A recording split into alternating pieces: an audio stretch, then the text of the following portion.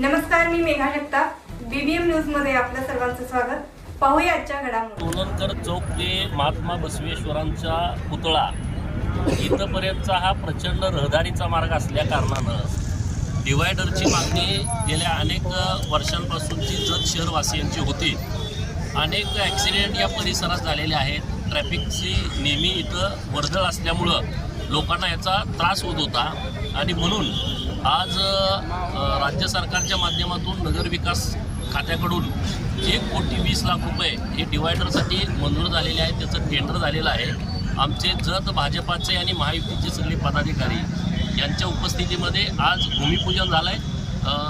येत्या काही दिवसांमध्ये हे काम पूर्ण होईल आणि जतकरांचा हा जो ट्रॅफिकचा प्रश्न होता तो कायमस्वरूपी मिटलेला असेल.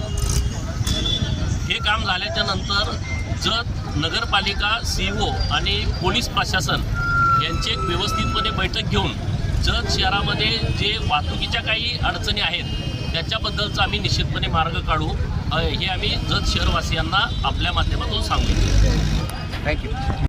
आमच्या चॅनलला लाईक आणि सबस्क्राईब करा. धन्यवाद.